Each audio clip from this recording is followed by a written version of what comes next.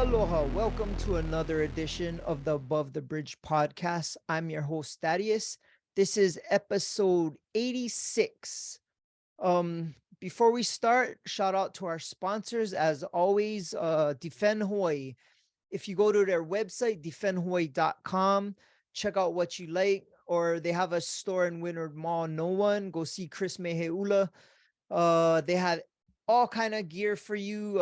They have new drops for summer. They got stuff for girls, kids, hats, anything you can think of. Go check them out.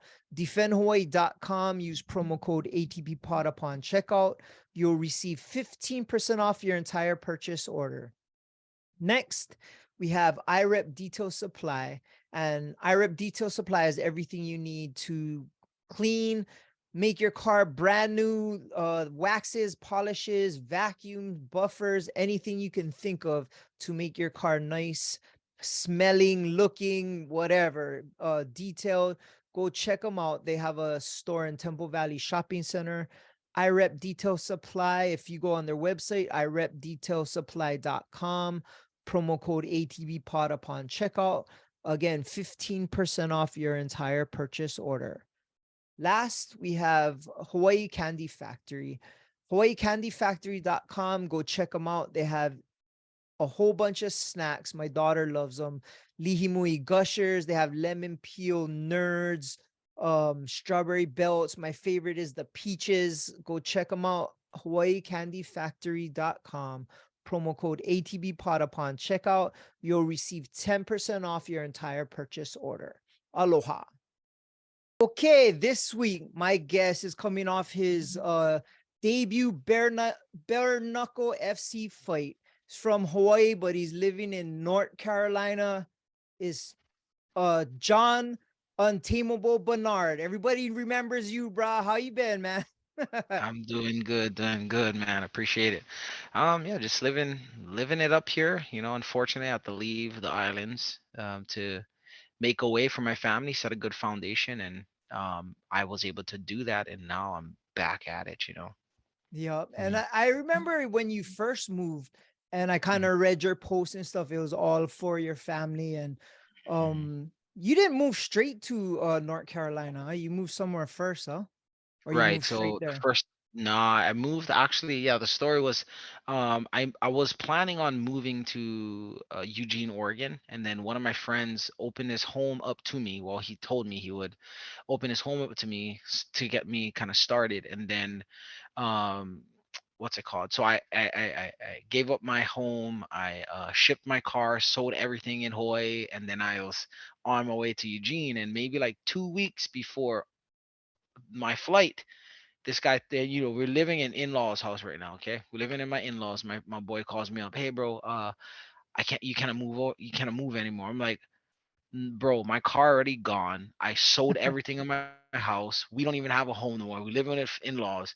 You kidding me? So I was like, you know what, screw this, I'm going anywhere. And he was like, no bro, I think you should stay home. I was like, nah bro, you're a roadblock in the plan that I have ahead, and that is for give my family a better life. And so I just went up, bro, sleep in my car for a few days, and then I ended up connecting with this local family from Maui or and Oahu, sergeant that lived in Faircrest, Tacoma, Washington, and Wow. he'll end up opening his house to me, and I ended up staying at his in his garage at $100 a day, $100 a week.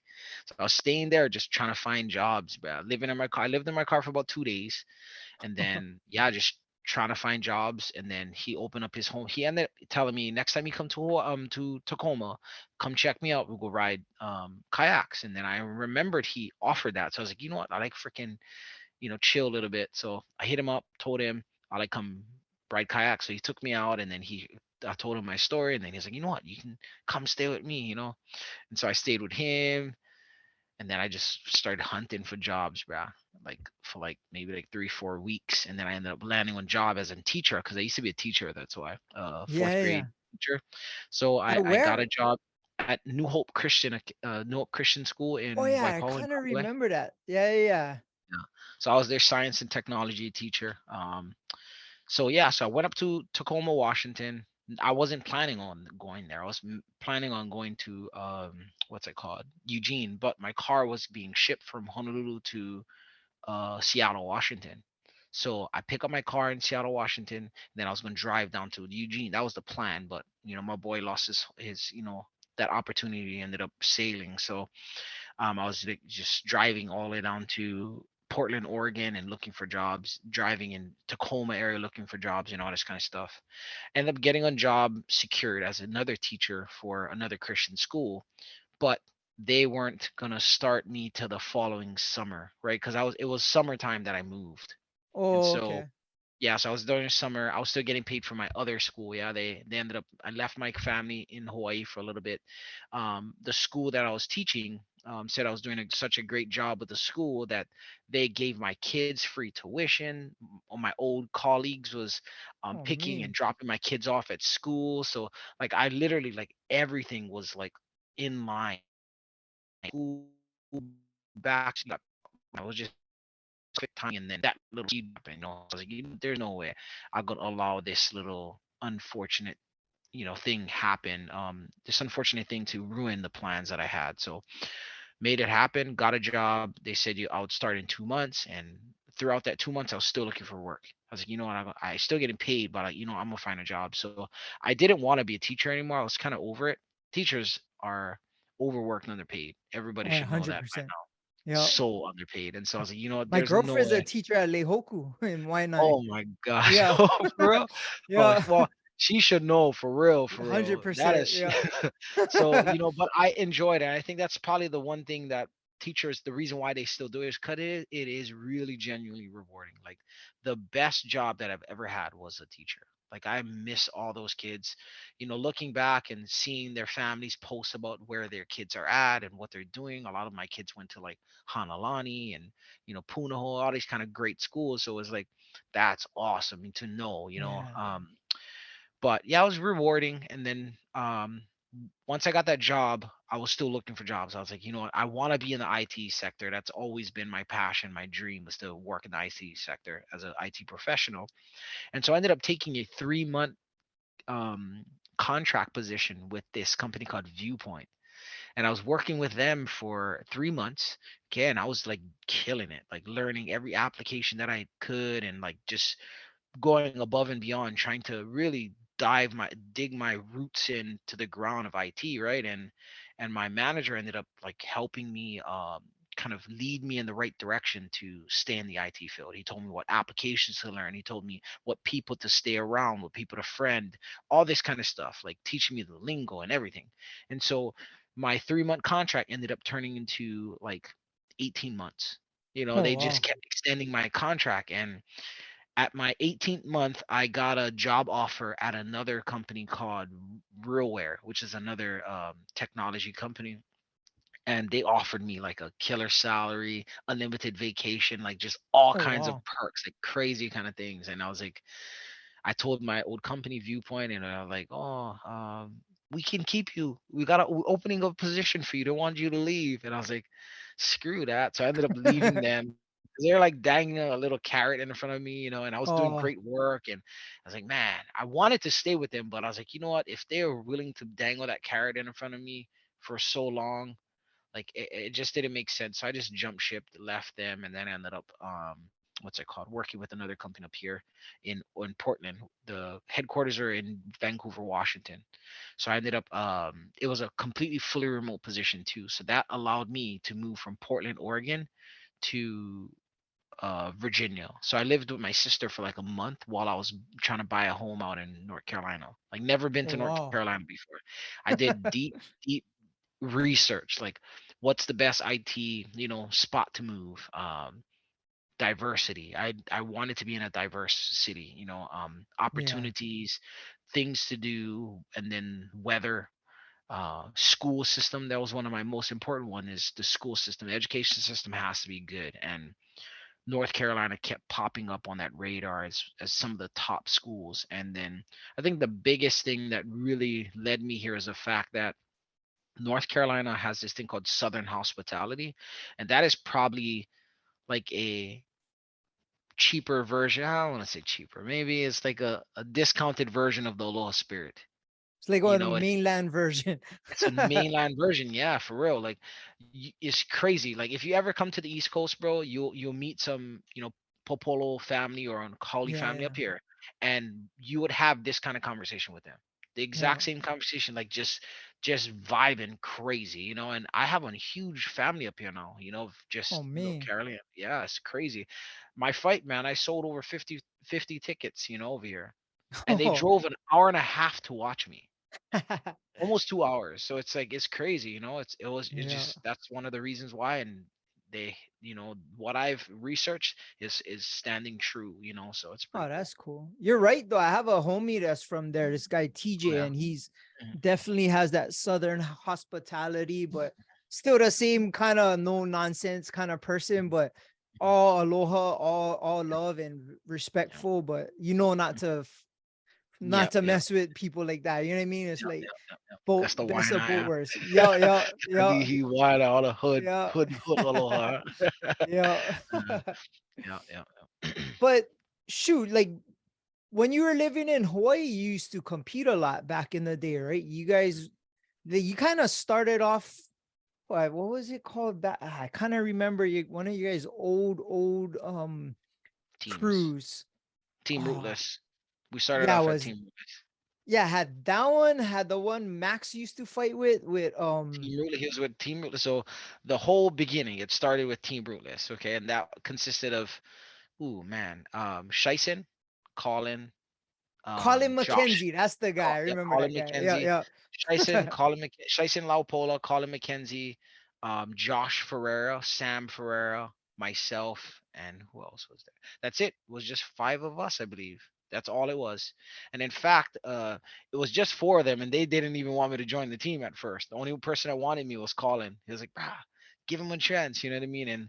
And so they ended up giving me a chance, and then our team ended up starting to, like, we were at every fight almost, Yeah. and the reason why is because not only were we like scheduled to fight, we showed up at every weigh-ins, hoping somebody would fall out or hoping somebody never make weight because we was always ready.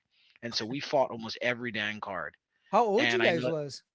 oh, Brad, I started when I was 16. So Colin was probably like 27, or not 27. He was probably like 21 or something like that. He's like 3 years older than me, I believe.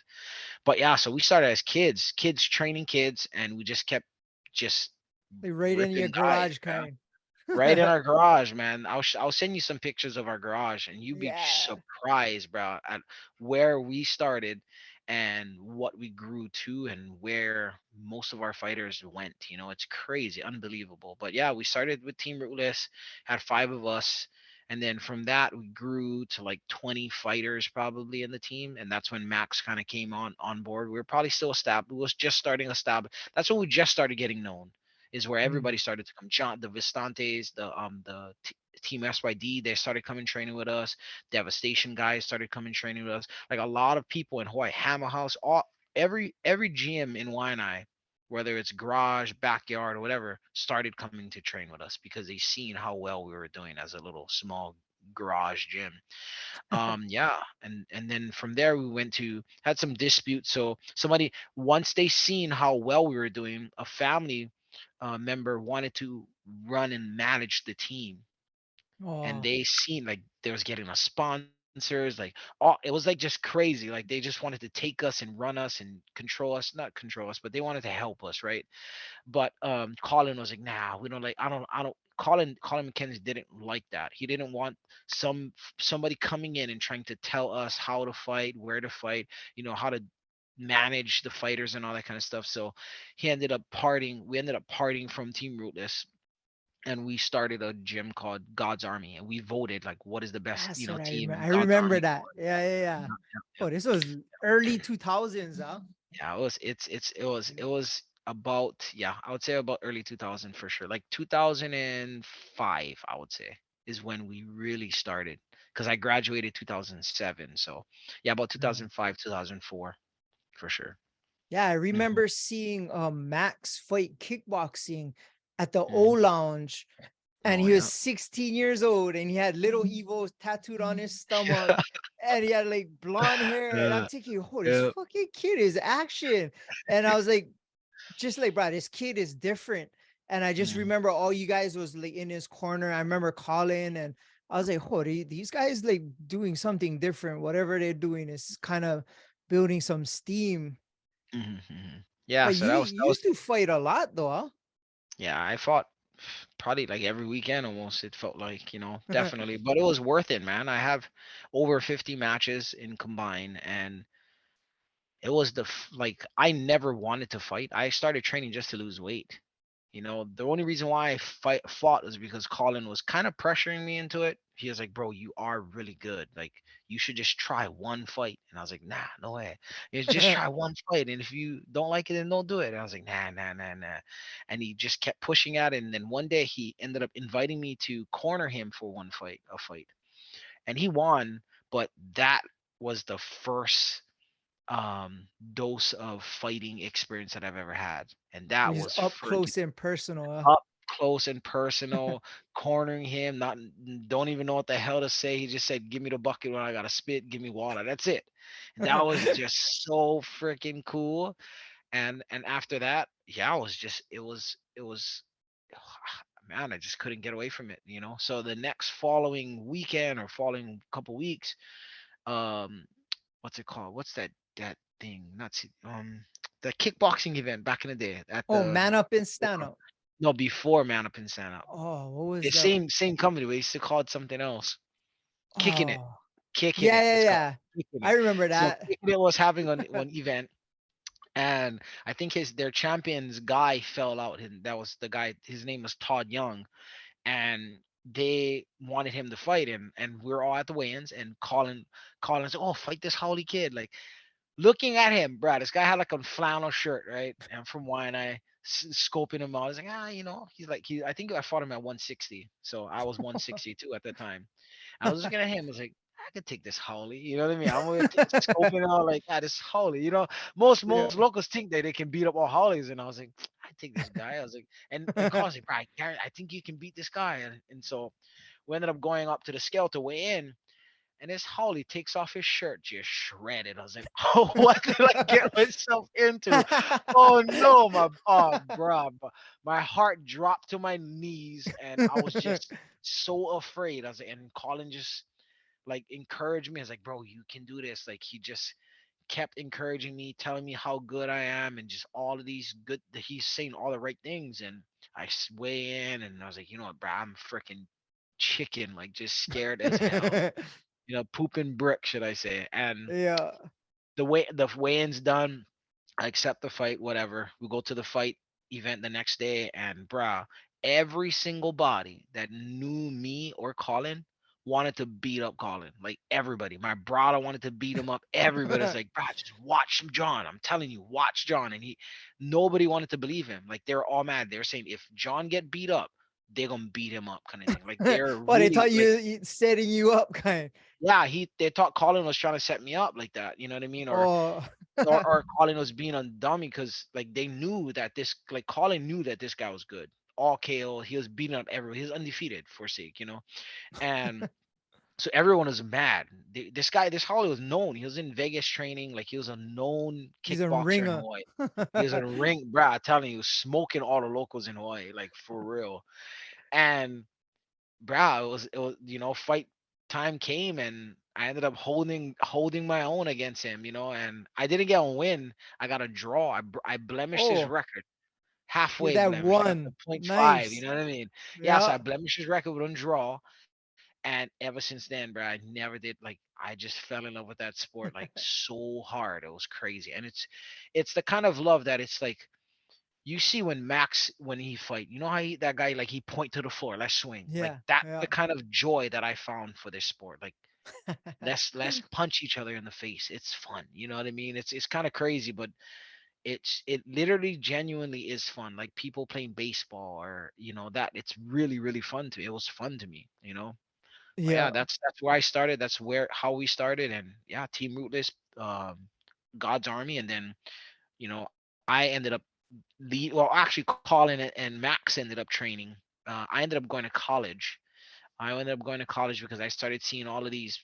top fighters and the what's it called, strike, not Strike Force, but X1 and Oh, Elite Icon XC. Sports, Elite Yeah. XC, all those kind of events. They're fighting, and then they're like they'd have one run at their career, and then boom, they would be done. Like they ended up Yeah. doing construction or something. And I was just thinking like, there's no way I like do that. And one day I was working, I was actually doing construction, and um I remember one teacher telling me back in the day, like, John, you're not gonna amount to nothing but a construction worker.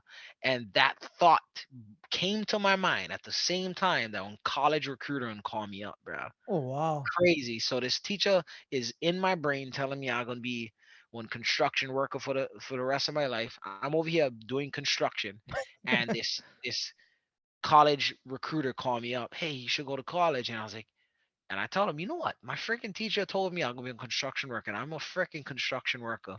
That is wild. Sign me up. Like that's the only reason why I just wanted to fight all odds, and I think that's where it started. Is when I fought this guy Todd Young. It's like everyone was doubting me. I was the underdog, and that's how I felt with my college. So I ended up taking a break from fighting. I went to college, and that's when Colin and Max ended up getting this real tight bond because me and Colin was the closest, right? Me and Colin was Yeah. best friends. Him and me, Shice, and Colin were like all best friends in a way. And while I was gone, Colin couldn't wasn't training me anymore. So he ended up focusing his time on Max. But at that time already, Max was already kind of I guess under my wing in regards to coaching and stuff like that. At the time, not too much people wanted him to train with the gym too. So he kind of went through the same kind of upbringing that I did, where nobody wanted me Oh. to join. I was this ugly fat kid, and Max was this big headed, big eared kid. You know, no, like we're not great, but we had heart. And so nobody wanted to give him a chance. So I was, you know what, I'll help him. I'll train him. So I started training him before everyone started coaching him. Then I left, and I think that's why me and Max really is similar when it comes to our fighting, like aggression and our entertainment kind of thing. Is we kind of started around the same. Well, we kind of was training the same type of aggressive style. We both like the same style of sparring and all that kind of stuff. It's crazy. Like I remember when Max would spar, and I'd keep beating him up, and he'd cry to Colin, like literally cry to Colin, like, bro, how come I cannot beat up John? This guy been away from the gym and the ring for like almost 3 4 years, and I still cannot beat him up. And I just remember that it just was just fuel to his fire to just beat me one day. You know what I mean? And I stepped away, and then boom, maybe 3 4 years after coming back, this fricka's I mean, ready to fight in the UFC. Right? I'm like, damn, that was quick. It was Yeah, like he blink of an eye, man. yep. Yeah, it was fast, Brian. I It remember he was, man. fought like that I seen him in 16, and then I would follow his MySpace and stuff like that. And That then was it. all of a sudden he fighting Harris in X1. I'm just like, bruh, you fighting Harris. I was like, bro, For that's real, on man. OG. Like, oh, this is Uh, nuts. And then he beat him. And I Harrison was like, Hammer, yeah. bruh. And I was like, oh, this kid is action. And then Bryson. yeah, yeah, he fought Bryson. But it's like, well, I guess that you had a hand in his upbringing, and Oh, for right, sure. let's put that never back down mentality, put your feet in the mud and let's go kind. It's For sure, man. that Yeah. definitely shows, Brian. That's definitely how you fight too. But I gotta admit, your bare knuckle fight, Brian, you seem way more slick, Brian. Like you had way Mhm. more movement and angles. Yeah. I don't know if because never had gloves, it looked better. I don't know. But I think your last fight, I remember watching you in fight when OG2 was Tony the Tiger. Mhm, mhm. That was, I Yeah, don't know if that was your last fight in Hawaii, but that that was was the last one I seen you fight. Yeah. that was my last fight for the past like 9 years. So after that fight, I ended up taking a huge break from fighting just to focus on my family. I was going through some family stuff that I wanted to, hunker down and really put my pedal to the metal at establishing a good foundation for my kids, Yeah. because I think that's the one problem that a lot of locals have, is not having a good financial foundation for them to pursue something that does take a lot of money, time, and effort, right? And Yeah. so I knew if I kept pursuing this fighting stuff, I might leave my kids in a very bad financial situation, right? So I was like, let's focus on that. Go to school, started my career and all that kind of stuff. But yeah, that's literally why I took a break. And then what I did is I started boxing up here. I tore my ACL 3 times, right? And so Oh that's why I was like, shit. I got to take a step away from MMA because that's causing me to not work.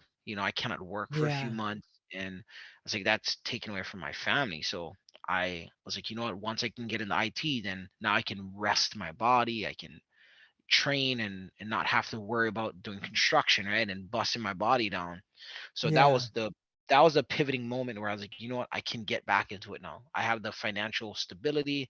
I have the home. I have my kids in great schools now. Everything is working really, really well for me. So now let me go back. So I ended up finding a gym out here in Charlotte called Top Tiger Boxing. The owner is Andre Miguel. This guy, freaking solid guy from Brazil, like Portuguese Brazilian. So that old school style of coaching and all that kind of stuff that I would get in Hawaii, I got here. It was Oh crazy, man. man. Like this guy been through the ringer, man. He been all like starting in his garage, coaching people inside of another shared gym, and they just treating him nasty. And I just came there one day. I was like, you know what, you need any help coaching? And he was like, yeah, you come. So I started coming, helping him out and stuff like that. And then now I'm running his whole gym now, Oh and so man. Well, so that's yeah, kind we of your passion, right? yeah, I was coaching too, when I was in Hawaii. From Yeah. God's Army, I ended up opening up a gym called UKA. That's when I started basically pooling out all of the, not pooling, but all of the rejects, or not rejects, but the old gyms that kind of shut down. They all came to me. Yeah. I My had Jonathan, Ben. Oh, yeah. go ahead. My kickboxing and taekwondo instructor and coach, his son went to you for a bit. Oh yeah, Kobe, Jacob. I yeah, remember yeah, he had yeah. his That big was my tattoo boy, on his man. back. Yeah. Yeah. Oh yeah, that's right. He did put that on Yeah. his back. That Yeah. man, it's crazy. That guy really admired me like a lot. Yeah. That guy Yeah. was like, I wish I was more involved in his life. I Oh, think I bro, could have me saved too. that guy, man. I telling you, because that guy would listen to me, man. Out of Yeah. everyone that I've seen, he would listen to me. And every now and then he'd call me, check on me. Well, kind of I gotta check on him, but he calls me, from where he's at. And so Yeah. it's unfortunate. Even his dad wanted him with me. Like that's how much his like people trust this guy to be with me, and just hanging out with the wrong people. But yeah, Yeah. oh man, I had some hammers, man. Boston, like I had pretty much almost every top dog fighter in Hawaii at the time come hang out, train with us. Yancey, Boston, Jake Fa guy.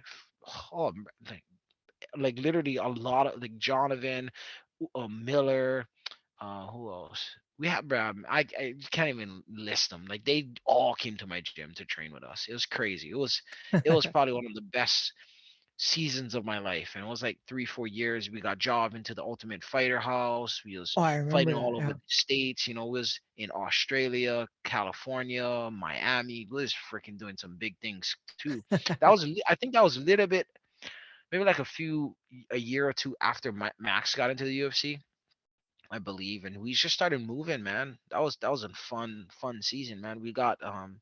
We made about 5 champions in less than 1 year time. It was pretty cool. So yeah, and Oh, then that's now I'm cool. again. I said I wasn't gonna coach again. Like I genuinely thought I wasn't, but here I am. Well, I Yeah, mean, you have all that knowledge, you kind of want to mm, pass it on, and like it's for your sure. passion, and it's cool Yeah. to see you back competing. And bro, I just Mhm, remember because I follow your stuff and I mhm. seen you post like bare knuckle. I'm like, oh, this guy gonna fight for real. Like I look again, I was like, oh, this is coming up, bro. So I messaged you, I was like, oh, bro, I gotta talk to you like after your fight. And bro, like you really fucking did it. How, bro, it's like coming out of retirement to fight bare knuckle pro, like for bro, that's kind of fucking nuts, you know what I mean? Everybody's been telling me. That's funny because I was talking to Max too about it. It's like, Max, you would ever do this? He's like, hell no, you guys is fucking crazy. bro, it's crazy. Yeah. I watch it all the time, Mhm. bro. Like Oh, you the do? juggernaut, bro. Some of these guys is like fucking crazy. Yeah. And what was cool is that I watched the one right before yours one when it had Mm. Luke um Rockhold and yeah, Perry. Yeah. Mendez and Yes, fucking and that fight was major. that wasn't good. And Mendez Yeah, is an animal, man. yeah. That was like the only guy. Like when I got the call to fight bare knuckle boxing, I just threw my name out there. I was actually trying to fight for another organization called BYB, but the the matchmaker, I don't know, he just kind of give me the run around and stuff like that. And so I was like, you know what? There was this guy that was posting like, oh, looking for fighters and all that kind of stuff. I was like, hey, I'm down to fight. If you can get me like some bare knuckle boxing or pro boxing, I'm down. And then he's like, oh, well, I can get you. They're looking for a 155. I was like, sign me up. I was like, you Well, sure you you don't like normally doing? fight less, huh? Yeah, 135, 125. That's my weight class. But I've been trying to find boxing, bro. I've been trying to find kickboxing, boxing, all and these promoters, man, up here, it's hard to find matches. I met a promotion up here. They said you like fight, you gotta pay $1,400 to fight or $1,500. I was like, what? For you to So yeah, you fight. gotta pay. Yeah, I gotta buy my own opponent. Like that's how they do it up here. It's crazy, blows my mind. I was like, what? So I was like, oh, I guess that's out of the picture. And I started to get desperate. I was actually gonna buy my own fighter. You know what I mean, to fight me. And the bare knuckle opportunity came. I was like, oh man, let's go. And that's better because these paid fighters, like they just giving you free wins. You know what I mean? I don't like Yeah, that. I've never had that ability. Like I never fought one chump before. yeah. Every fighter was either I was an underdog for like I would say like 80% of my career I was the underdog. And I really I feed off that, and when I got this bare knuckle call, I was like, let's go, and that was oh man, that was awesome, man. That was perfect timing. Everything was great on that one. Yeah. So how did you train for this fight in relation to how you would train for like a regular boxing match? So I've didn't change much. And the reason why is because we're from Waianae. Street fighting is such a prevalent thing out there. And if you go online and you YouTube Waianae street fighting or anything like that, you will see that Waianae fighters, well, I would say not Waianae, Hawaii fighters can throw. Like they not throwing like the mainline. You look at the mainline fighters, they just windmilling. Oh And I was yeah. like, we actually fight. Like we're not windmilling. We actually got our hands up and we're throwing actual Throwing jabs and combination. shit. Yeah. Right. Yeah. And I'm thinking like, what the heck these guys doing to train? How are they training? Are they training bare knuckle? They're not. They just hitting bag like with boxing gloves, getting their cardio in a good place, right? And that's it. So why do I need to change the way that I train to prepare for this fight? Yeah. And that was the thing. And the only thing that I really did change is looking at all of the pro bare knuckle boxing fighters. One of the top things that happens is they break their hands. Like a lot of them are breaking their hands, and one thing that I notice is they're breaking the two small fingers, the ring fingers and the pinky knuckles. They're breaking Wow. those fingers all the time, and so that led me to believe that they're all punching wrong. And a lot of these Yeah. guys are trying to windmill fight. They're windmilling their fights, and so I was like, okay, well, what if I start practicing? Well, not practicing. I've always had like as a coach, I seen like I developed this ability to I guess break things down when it comes to martial arts, right? In a way that it's consumable by anyone. As a teacher, that helped me um to teach is knowing like how the body works, right? How what's the most strongest bones and all that kind of stuff works and all that kind of stuff. And so one of the things that I noticed is that we ought to be punching with our two biggest knuckles. And so I Yeah. had to adjust. I had to adjust and practice every now and then hitting the bag with just these two knuckles, working on timing, right? Working on timing was probably the biggest thing that I was working on. I wasn't working on speed. I wasn't working on any of those things. Just timing and precision, like hitting where I want to hit rather than just throwing wildly. And that's Yeah. the thing that I just changed. I just pick my shots very carefully, stay in the pocket, but like move in the pocket. And I've actually done this before when I fought a guy named Rita Kashi in the Tough Man in Big Island. And what's his name? Falanico Vitale made a statement on that when I fought, and I remembered that. It's like, bro, he called me Matrix because I was in the pocket hitting this guy, not getting touched. And so I that's when I realized, like, you know what, I could actually do something well in this bare knuckle stuff, you know. I like Yeah. slugging out, you know what I mean? And I think that's just I just did that because the crowd liked that. You know, people like seeing people get punched. And so that's the reason why I always fought the way I fought, because it was the most entertaining. People remember those fights, and now I figured out a way of staying in the pocket and exchanging and not getting hit at the same time, you know. So as much, should I say, as much. So Well, yeah, not when much. watching your first bare knuckle fight, like because your hands, I mean, there it's hard to defend, right? Because you don't have the Mhm. big padded gloves, but Right. right, you were throwing laser beams and it was Mhm. connecting.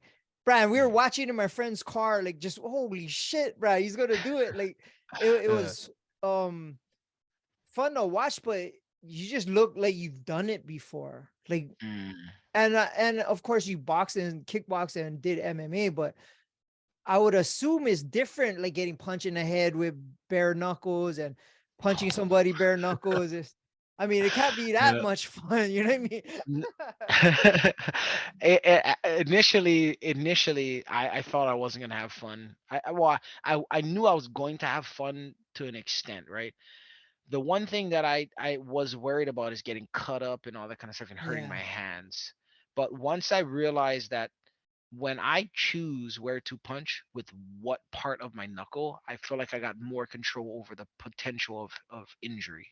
And so that's Mm. what like I said, was working on precision and timing more than power and speed and all that kind of stuff. Because speed without precision, you can get hurt, right? You can get punch him in the head or something in the wrong place and it bust your hand. Yeah. So I Yeah. just focus on timing and precision. And that's what I put on display on my first match. And then the one thing I can say, if anyone is interested in this thing, is like, if you do want to do this, just be prepared. Like, if you ever have you ever hit the corner of like a cabinet?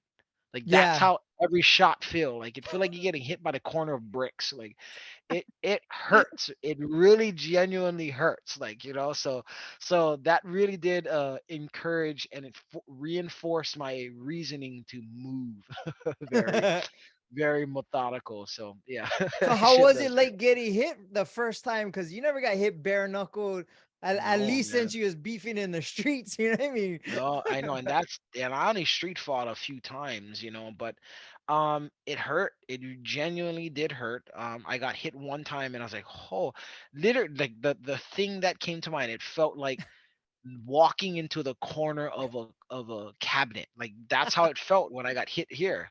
You know, I was like, boom, oh dang, you know. And the other thing too is I did a sparring session with a guy, Bryson Kamaka. Yeah. So I sparred with him with MMA. We're doing kickboxing, or actually just boxing with MMA gloves. And like, he was beating everybody in the ring, like the gym. Nobody wanted to spar him. I was like, let's go. You know what I mean? As I'm just I'm down, you know. And so I ended up sparring with him and just banging him, you know, and that's another reason, like, frick, I can do this, you know. Like, boxing with MMA gloves is dang near close to bare knuckle Yeah. boxing. So Yeah. I think that was probably the biggest thing. And I was looking at how I was sparring him, and I was like, ah, shit, I think I can handle this, you know. If I can take one shot from Bryson Kamako, I guarantee you can take a shot from majority of the fighters in the Yeah. bare knuckle boxing, because Bryson could hit, bro. Oh That guy yeah. could crack, yeah. So Yeah. that was another thing. And you know, I was told over the years that I got a pretty decent chin, so I was willing to put that up for a test, you know. So So mm, your opponent, bro, I seen because bro, I follow this whole thing. I was like, oh, mhm, you gonna fight? I'm watching the weigh-ins, like mhm, everything, like, and mhm. he's kind of trying to punk you out at the weigh-ins, and you just is kind of nodding to Smiling, him. Yeah. What yeah, was he telling you? smiling waves. He said he gonna smash my face and he gonna make me bleed. you ready? And his thing, all that kind of stuff. And I just started laughing, like, you have no idea what you just signed up for, you know? Like that's all I could think. Like, and it wasn't, I generally didn't think that I was gonna do what I did to him that fast. I just knew that I was gonna take him to deep waters and he was gonna drown. Because my fighting Oh style is God. just to smother the crap out of people with crap ton of punches. And I do that now every day when I'm at the gym. So I was thinking that I was gonna just beat him up over and over and over until I just won by decision. Like genuinely, that's what was playing, replaying, and overplaying in my mind. Is that's what I was gonna do. And that's what he was telling me, and I was like, I could guarantee. I was just looking at him like he's guaranteed underestimating me like a mother trucker. You know what I mean? He has no Yeah. idea what he's in for. You know, I ended up pretty much hiding most of my fight videos and all that kind of stuff and all of my training videos. I tried Oh, to for hide. real? Yeah, just so that he don't know what he walking into. Because I generally thought if he seen what I You was start capable Googling of, your name and shit. right, I thought he would like pull away. Like I thought he would pull out. You know what I mean? That was my thought. It's like, yeah, if I keep posting crap, he gonna pull out. He gonna see what I can do. He gonna pull out. And that was my not being cocky or anything else. I just really wanted to fight. It's been a long time. I was really, really itching to fight. And so yeah, I ended up doing that, and he was just saying he gonna make me bleed and all this kind of stuff. And people here that knows him were sending me like videos of or sending me screenshots of his profile. He ended up blocking me on social media. I didn't even Oh, know he had before the social fight. media. Yeah, before the fight, he blocked me on social media. And one of my friends, Josh Oxidine or something like that, he fought on the BYB for the 135-pound championship.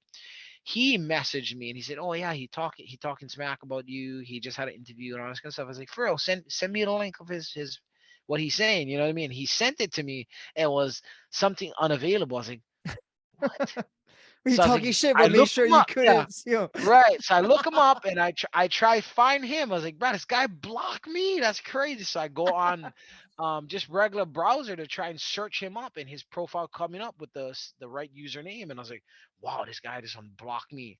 That is wild. So people are sending me screenshots of what he's saying, and come to find out this guy used to live in Hawaii.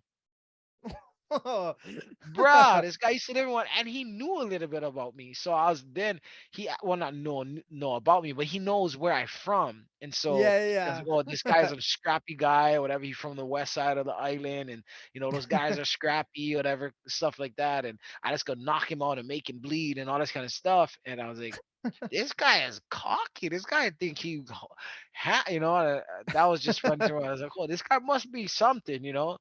yeah. Yeah, it was an interesting one, and I think all I could do is smile and wave, like those Yeah. penguins.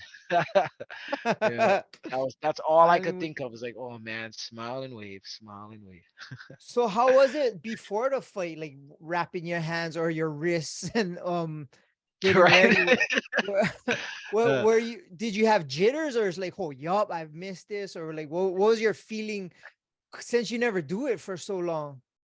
I was actually anxious when the day after the weigh-ins. I was very anxious, just excited, but also kind of frustrated because I was actually supposed to be in on the main card.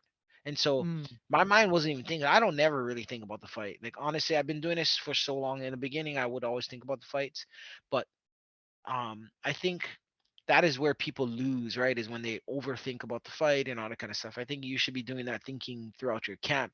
Once the fight time is to have fun, and that's my thought process through every fight is like, okay, I hopefully did my homework.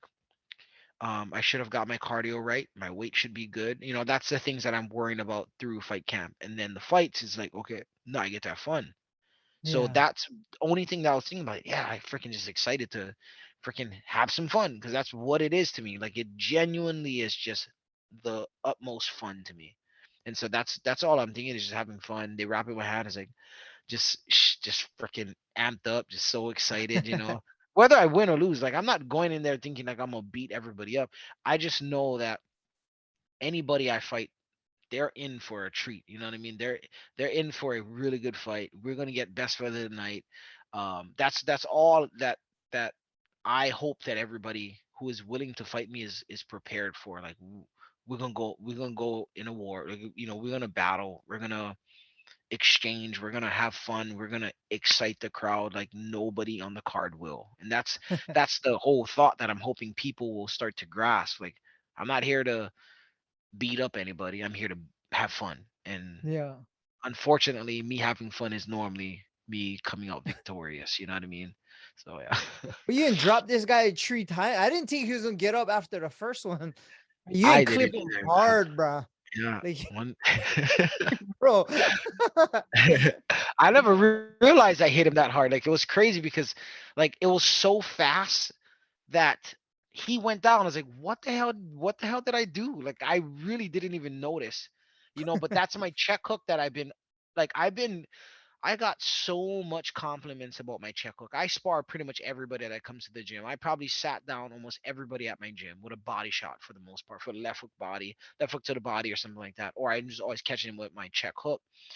And so I knew that I was going to catch him with my check hook. Like, that was something that I always do. It's always there for most fighters.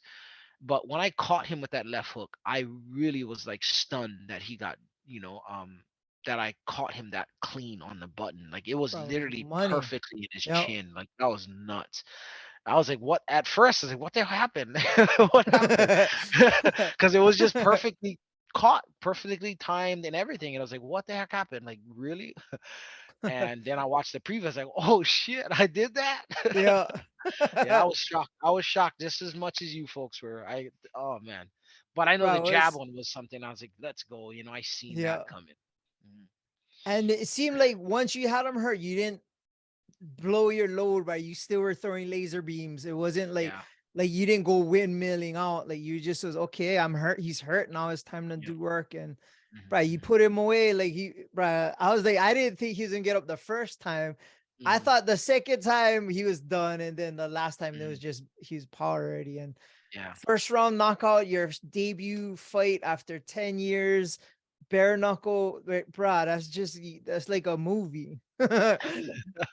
It pretty much is, man. I've been through the ringer, man, these past couple years trying to get my family to this place, building a Yeah. network and community up here, finding a gym. I've been to like probably like 5 or 6 gyms up here before I found this gym, helping him build a gym, not knowing if his gym is going to stay open, helping him coach. Like, so much is involved in developing myself. I actually got up to 185, actually, like Oh, maybe bro. last year. I was 185 pounds. Then I cut all the way down to like 150, 140, 48-ish around there. And then, my this guy ended up offering me a fight at 155. So I was like, okay, now I got to pick up weight. I'm like, damn, I'm on my way down to 135. I'm almost there. So it was an unfortunate thing, because I had to gain weight. Like, the day of the weigh-ins, I freaking end up eating at freaking what's it called, Texas Roadhouse. You know what I mean? To gain weight, because they told me that I only can be 5 pounds away from the weight class. I cannot be Oh, like, say if I was over like or under? 140, yeah, Oh, over or wow. under. And so, well, actually, I cannot be over. Under. Only can be Yeah, one yeah. pound over. Well, Yeah. under, I gotta be within 5 pound grace. And I was like, oh shit. So I Oh, had to that's a gain. good, that's something different. Not only cut weight, you gotta gain weight. Yeah, so that was the easiest thing ever, and that's Yeah. good because, again, I wanted to enjoy this time and just give Hawaii, what they always expect to see whenever I jump in the ring. And so that was nice, for my first match, not having to cut weight. So now I want to get down to 135 because that 135-pound weight class looks pretty tasty. Yeah. And Yeah. bro, you damaging people at 155, it might 135. Uh, It might not feel like a cabinet getting hit.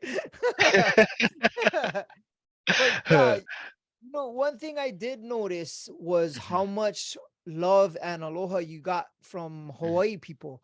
Like, your mhm, shit went everywhere. Like, every yeah. post I would see it, people were Mhm, reposting, and I was like, "Oh, bro, this guy's been away for that long, and he's like, not even just in the mainland. Like, you went the mainland and then went all the way across the continent. Like, mhm. for that much love and people still supporting and checking you out, like, it made me feel good, but it must have made you like to the moon, bro. Still repping the flag, still Oh showing yeah. everybody you still got it, still showing Mhm. the love from where you're from, and to have it reciprocated by so many Hawaii people must have felt cool. That was, man, because I never thought that I would. I never thought that I was gonna have the same support that I had back in the day, because I felt like had a pretty decent following in Hawaii. Back in the day when I was fighting. It took a while, right, for them to really recognize me and my potential, but for me to take 10 years off and then come back, it just made me feel like they've been waiting for like someone to kind of bring that excitement back to Hawaii, because it seems like Max was probably the icon that's been doing that. Who Yeah, else?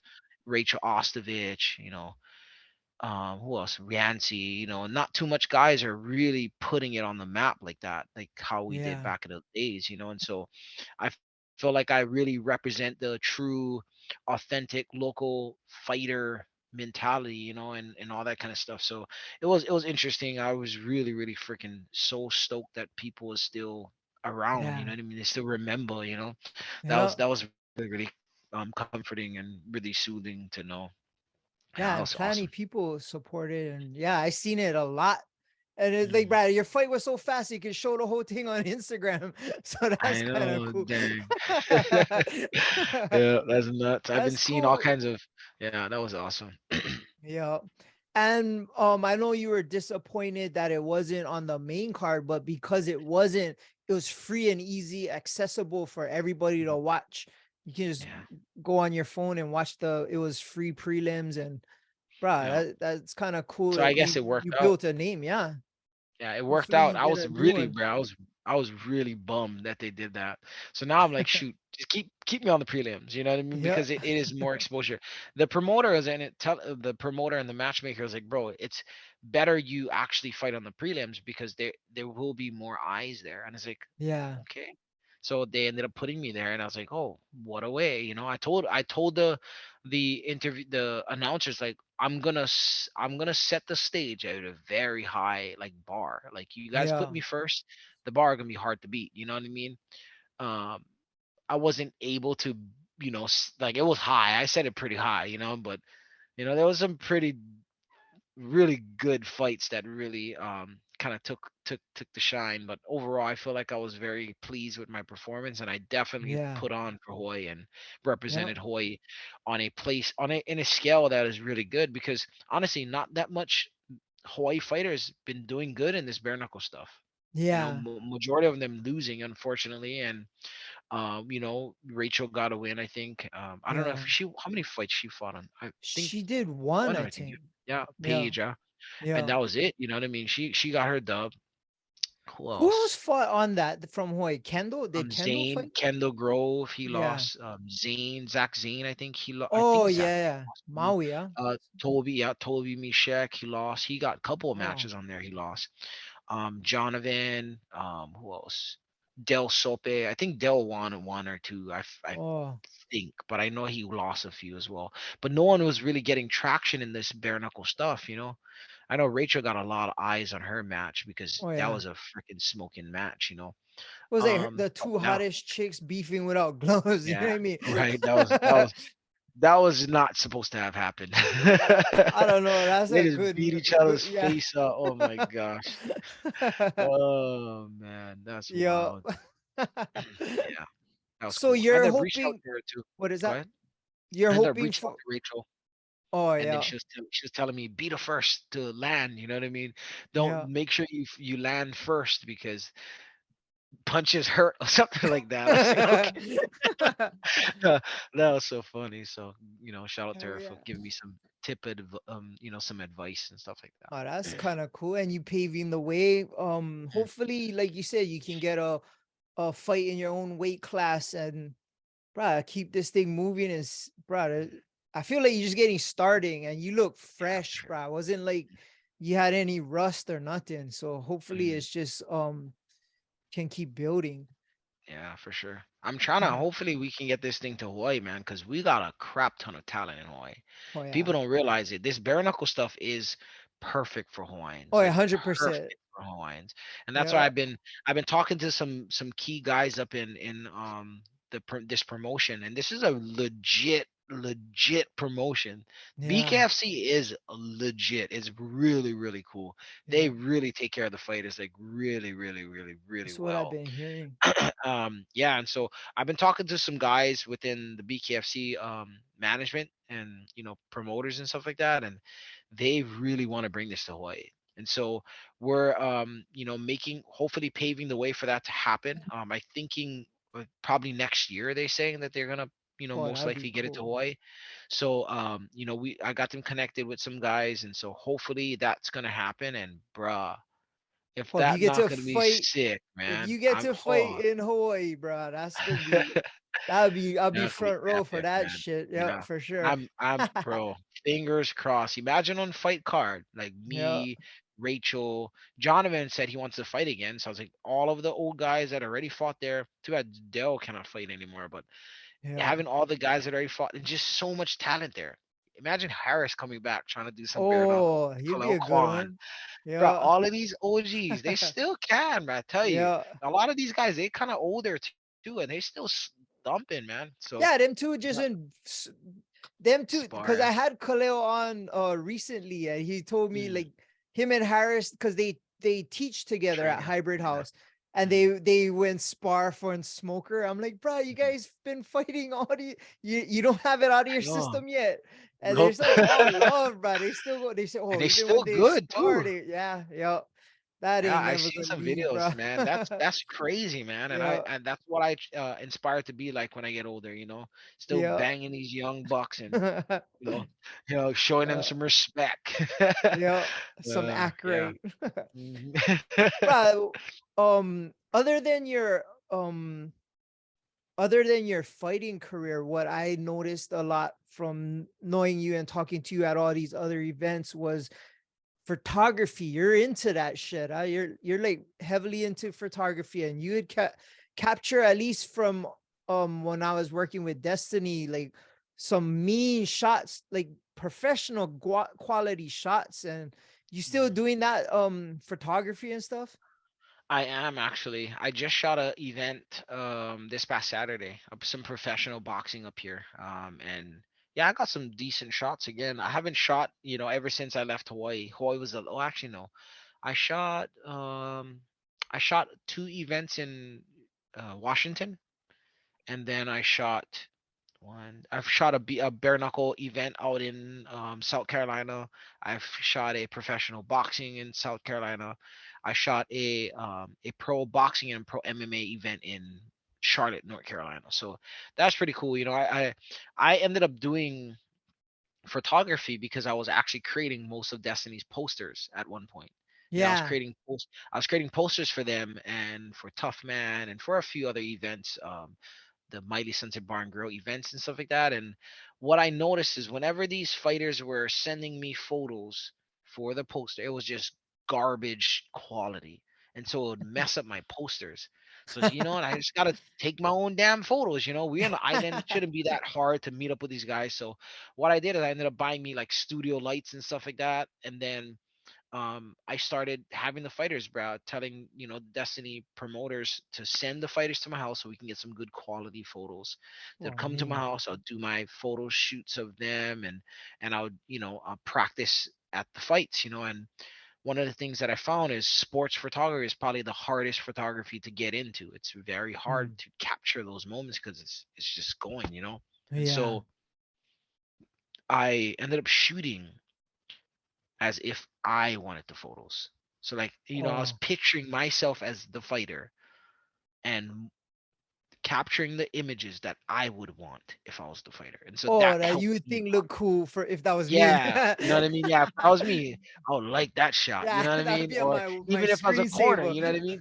Right, exactly. And so I wanted to make sure that I capture moments that they're gonna want, right? Because in a lot of photographers, some photographers will catch photos and they think it's like the best thing since sliced bread. They have no idea the fighters think that's the most rubbish photo ever. And so I noticed that, and I was like, you know what? Let me try to capture it through my lens as a fighter, and that's what kind of helped me. And I ended up getting a lot of help from Greg Honda, which is one of the OGs out there, in Lori K. And those two individuals were like the top sports photographers in Hawaii, and they knew how to take photos. They got some killer shots of myself that I was like, oh, I like this. So they Yeah. actually set the precedent on what is some killer photos for me. And ever since then, they would teach me what kind of things to look for, when to shoot, what kind of cameras, and all this kind of stuff. And that's what got me to where I'm at now. And now I think I do a pretty decent job as well, Yeah, with the for photos sure. for the events. Yeah. Yep. I like it. It's really funny. It also allows me to stay involved in the community, the fight community.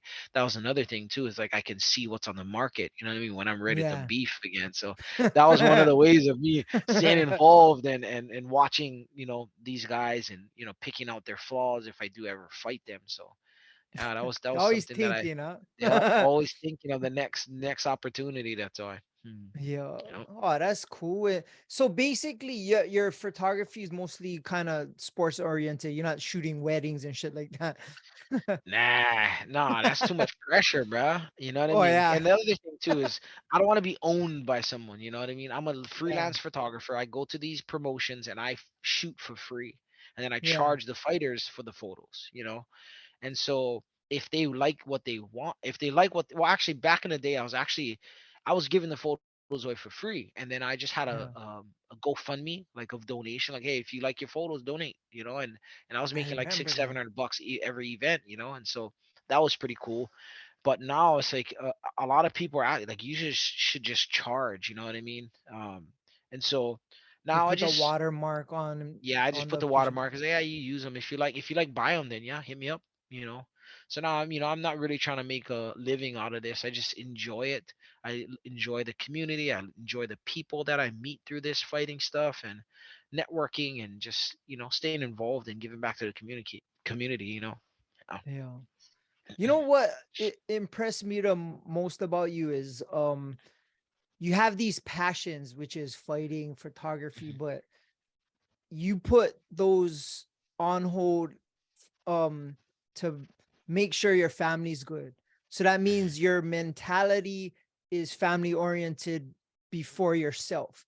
And that's Oh how yeah. what I try to pride myself on. Like I always trying to be a good dad and always sacrificing and doing things for my daughter Mhm. before I take care of what I want to do or do stuff like that. And right, you could be the best fighter in the world, you could be the biggest UFC photographer in the universe, but bruh, my impression of you as a person will always be that you're a fucking awesome dad. And Mhm. bruh, that trumps anything, bruh. That's something I always respected about you. And especially when you first moved and you told me that you're moving, I was like, bruh, that's fucking next level. It ain't easy. And now you told me your story. That's that's kind of crazy, bruh. You didn't even have a place to live. Mhm.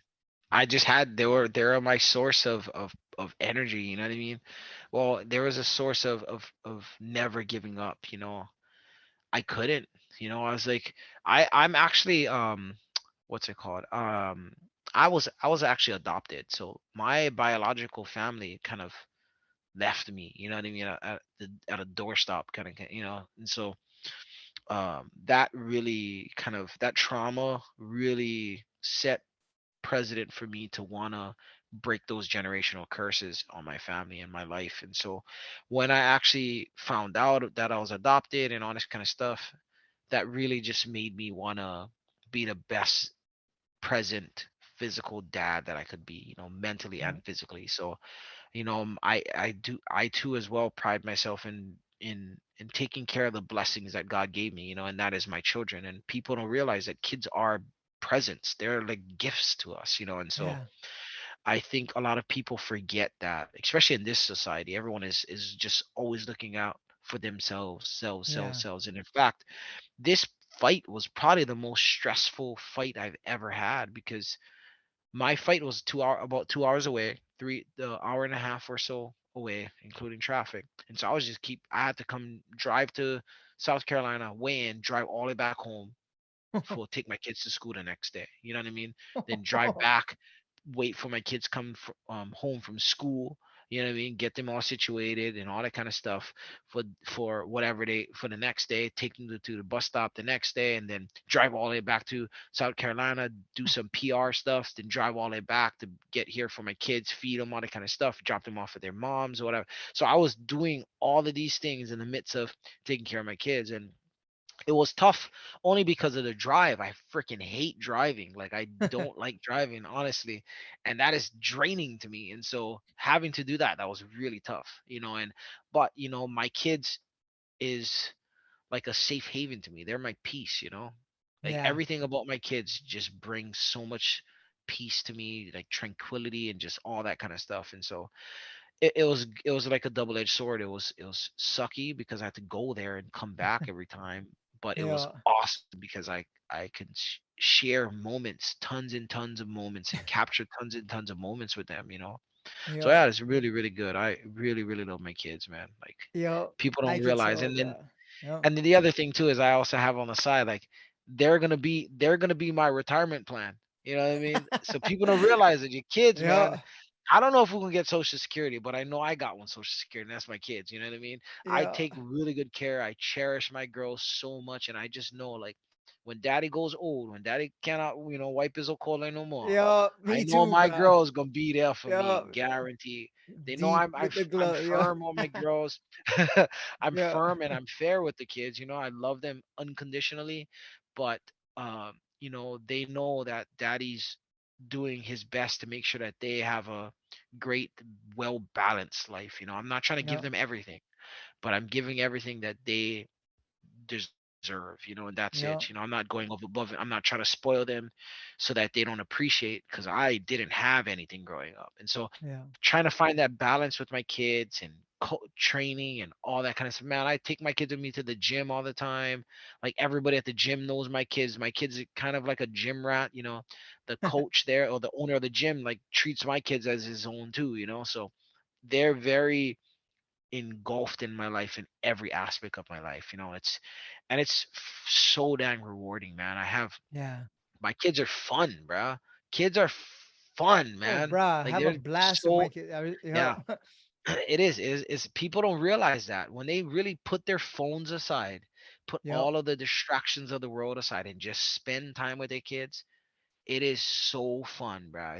Yep. It's crazy to see their personalities develop and how 100%. silly they can be, and how much they just want to spend time with you. Is crazy. It's Yep. unreal, man. It's so crazy how little you have to do to Make them make a kid's yeah. day, bro. It's so little. Exactly. It's awesome, man. It's crazy. 100%. And what's cool too is they're watching you pursue your passion. So Yep. they're always it's always gonna be remembered. Like your kids, like even my daughter, like she'll be watching me record and sees me loving to do like podcasts and stuff. She'll see Mhm, me doing my passion. So mhm. your kids are seeing you do your passion, and that's gonna give them uh an example and the courage to follow their passion, whatever it's gonna be when they get older. It's be Mhm. fuck that, I can do that. My dad did Yep. this, and Right. he showed you're teaching by example, not just by verbiage. You know what I mean? That's Definitely. different. Yeah, Yeah, definitely. Absolutely. I think definitely my hard work, like I have this saying, it's fortitude, resilience, and determination is the three pillars of what makes a really strong leader, because there's always going to be ambiguity that we have to face, and there's going to be challenges, right? But is someone that has the fortitude to push through that, the what's it called, the resilience to navigate obstacles, and what's it called, showing my kids that through all of the obstacles that I had to go through yeah, sports, working around them, you know what I mean? And they see all of that, and I know that it's going to pay off. And actually, you know what, it is already. My kids are honor roll students. They're already killing it in school. They're just so liked in school. Like it's just crazy how my efforts in what I do is kind of spilling off into them. It yeah, definitely does. I like to tell people that our children are a byproduct of the parents. yeah, And 100%. so They are us. They're mini versions of us with a little dash of society, you know. And Yep. so the more that we can be in their lives, the more we can influence them to be a good person, a good thing, you know, and to this world. And so that definitely 100%. is awesome. And We do that's a lot one of things thing. together. Yep. And that's one thing too. They're gonna see you showing aloha, and that's gonna be their DNA. Like Yeah, it's what I try that's to in. teach my daughter. Yep. It's in the DNA. The only unfortunate thing is my kids, they losing the local vibe. Like they talk so Oh. Holly, so dang Holly, bro. Yeah. I use a lot of the Hawaiian words. I still use pidgin a little bit, you know. Whenever I'm talking to locals, like, bro, the Kanaka come out so hard. Yeah. It's so funny. My brother was up here talking to one of the natives out here, yeah, born and raised in Charlotte, and my brother's talking to him, bruh. You know, I went here and this fucker did this and he fucker did that. And I looking at my brother, talk to my friend, this Popolo guy that coached me. He was my corner. And my brother just talking so mock is crazy.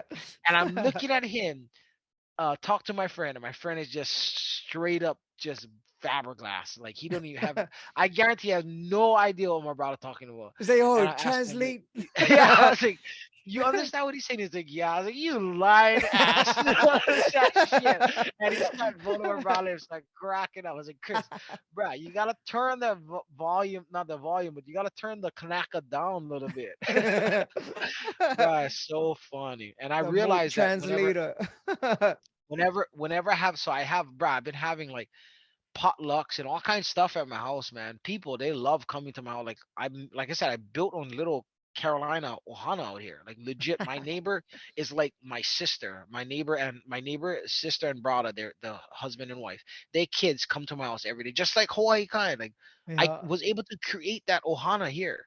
It's unbelievable. And so it's crazy how the Aloha spirit can just go Transcend, bro. anywhere and just it does, Exactly. man. That's It what I've been really does. saying.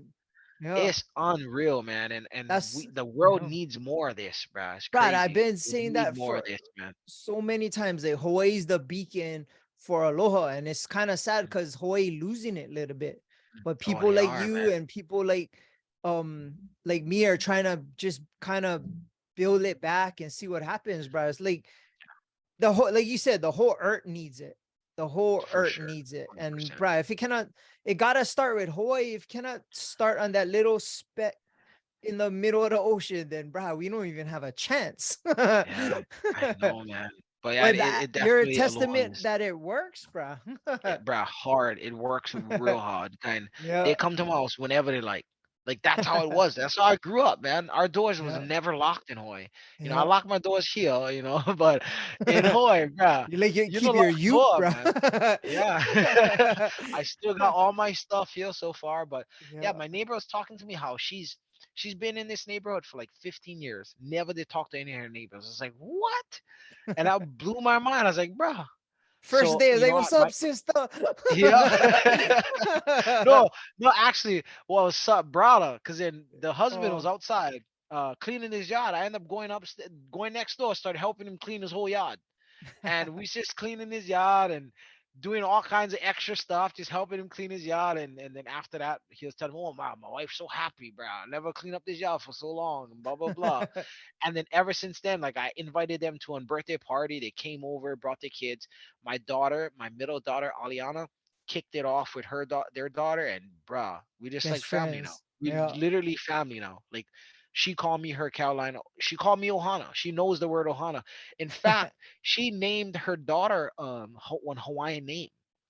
Oh, It's me. crazy. It's unbelievable. It's just bruh, Hawaii needs to get their act together because they need Yeah. Hawaii is needed, bro, in this world, bro. Aloha is 100%. needed so bad out here. It's Yeah. crazy, man. It's crazy. Yeah, that's crazy. That's killer that you brought that up. Well, shoots, bro. We've been going for over an hour, and I know it's getting late up there, so we can try to wrap this up. Hopefully you get a fight coming up soon, and we'll be watching your career. And bro, Nice. just keep doing the thing. And you already know Hawaii supports, bro. And it wasn't hard. It wasn't hard to find, bro. You were everywhere, Nice. and Mhm. If people want to find you, where can people find you on Instagram, or if you're on any YouTube and stuff like that? So on YouTube, I am under JONBD61. That's my YouTube channel that I had since day one. But on every other platform, every single platform, I'm at Untamable 61. That's Twitter, Facebook, Instagram, LinkedIn. Like literally my website. I got a website at untamable.net. .com was stolen, so I couldn't use that. But untamable.net, you can find everything you need in regards to sponsors, and you can check out some of my sponsors. They they actually develop the my fight clothes and all that kind of stuff. So if you need any gear or memorabilia or any of that nature, definitely check out my website, look at my sponsor page or my fight page, and give my some sponsors some love. And then yeah, I'm always on Instagram. If you like see some fun videos with kids, man, I'm always posting my babies. So it's always a good time on my Instagram. More, not too much. I try to do like a good balance between my family stuff and my fighting. But I think most of my content is really revolved around my family first, because it is probably the most rewarding thing ever out after the fighting stuff. You know what I mean? And my relationship with God. So yeah. Oh, right on. Mhm, That's bro, well said. That makes mhm, sense. And mhm. for us, you can always find us at Above the Bridge Podcast on Instagram, our YouTube channel. Our website is atbpod.com, and my personal Instagram is Daddy High. All right, brother. Well, I hope to talk to you soon, and I appreciate you coming on. I know it's late in North Carolina, and you guys gave us McCaffrey, so I'm happy about that. That's one good thing that I know North about Carolina. North Carolina. Oh, that's not my team. They Yeah, I they know. so now all of their actually everything else besides their football team is I'm with, like the Charlotte Knights and then the Charlotte Hornets. That's Okay. I'm fans of them, but the Carolinas can kick rocks. Yeah. You're I'm a straight Pittsburgh fan Steelers. all the Yeah. way, baby. But Right yeah, for on, sure. bruh. It was a great, yeah, it Well, was great talking to you, man. shakas for the cameras. Mhm. Right on, man. We're out. Shout out to the Artist Group Network. Aloha.